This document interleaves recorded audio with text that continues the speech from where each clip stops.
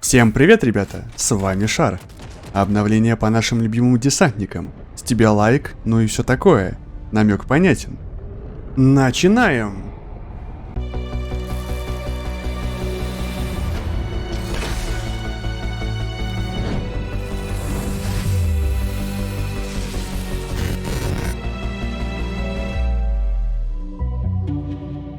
Итак, дорогие друзья, вот и новости за прошедшую неделю. Простите, что не было возможности поделиться ими раньше. 16 апреля вышел новый патч, который исправил некоторые проблемы с вылетами и сбоями в игре. Действительно, количество вылетов из игры значительно уменьшилось, что не может не радовать. Однако, некоторые баги, связанные с попаданием в текстуры и проваливанием под них, все еще остаются. Так же, как и прежде, есть проблемы с синхронизацией игроков в команде и задержки в игре, которые могут приводить к вылетам игроков из игры. Задержки, безусловно, являются недостатком, но когда противник бьет вас, а вы не получаете урона, потому что уже находитесь в другом месте, это прикольно, черт возьми. Также были внесены изменения в описании брони CE-27 первопробиватель. Вместо сервопривода был установлен комплект инженера с гранатами.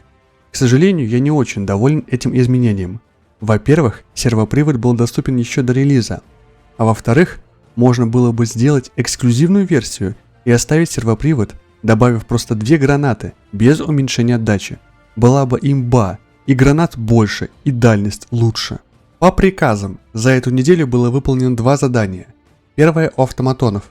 Мы с честью выполнили его заранее и отбили 2 планеты у вражеских роботов. Несмотря на то, что шагоходы вернулись и оказали сопротивление каждому, но мы справились. Второе задание оказалось для многих довольно простым. Нам нужно было уничтожить 2 миллиарда жуков. Это удалось сделать за почти 12 часов. Это рекорд, десантники. Хотя на это было выделено целых 6 дней. Очевидно, кто-то неверно рассчитал нагрузки. Также добавили 2 миссии обороны, одна из которых сейчас на фоне. Для меня это стало свежим глотком в игре. И мне очень нравится эта миссия. Скажу по секрету. Потому что не нужно никуда бежать. Любителей косметики не порадовал новый комплект брони в магазине. Первый из них FS-37 Разоритель. Это легкая броня с бонусом инженера. Внешне она очень похожа на CT-07 Мастер-подрывник, но отличается от нее цветом, который бросается в глаза. Однако у новой брони есть и свои отличия. Рейтинг ее брони немного ниже, а скорость выше по сравнению с броней из пропуска. Шлем? Ну, по мне он просто убогий и однотонный, хотя напоминает что-то из игры Halo. Второй комплект CM-10 Клиницист. Да уж, ну и название. Это просто средняя броня медика в классических цветах. Если у вас есть костолом и нет кредитов, то ничего страшного, они одинаковы по параметрам на все 100. А вот шлем мне зашел. Такой лупоглазый или просто космонавт. Берите. Если вам нравится видео об игре, я рекомендую подписаться на канал, поставить лайк и оставить комментарий. Тем более, сейчас проходит конкурс, информация о котором находится в описании. Кроме того, вы можете подписаться на канал Discord, социальные сети Twitch, VK Play и Trovo. В случае каких-либо проблем с YouTube, вы всегда сможете посмотреть прямые трансляции на этих платформах. Теперь про то, что нашлось в игре.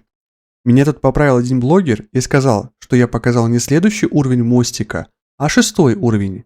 Показываю все уровни по порядку. Замечу, что у 5-го уровня мостика появится 2 флага. Сообщество игроков продолжает напоминать разработчикам о добавлении возможности кастомизации.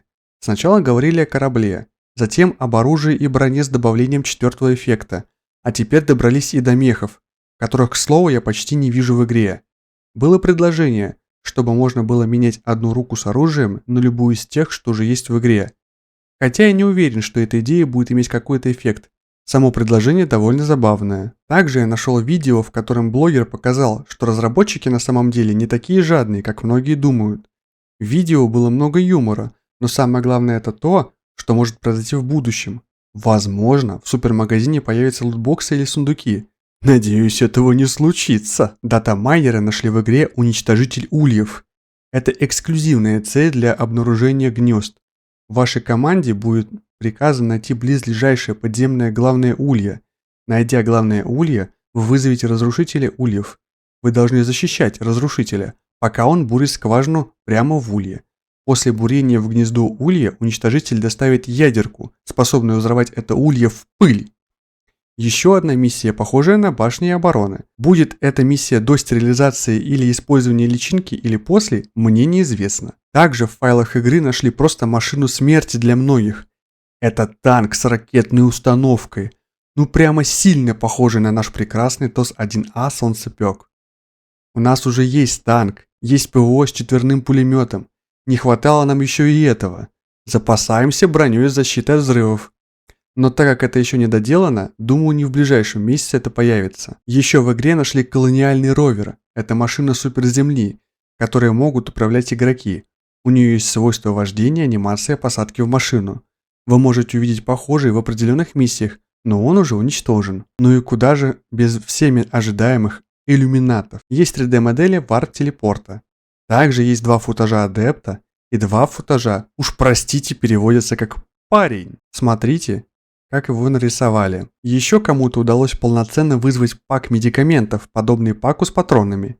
Выглядит в принципе как я и говорил, но по текстурам видно, что еще не готов.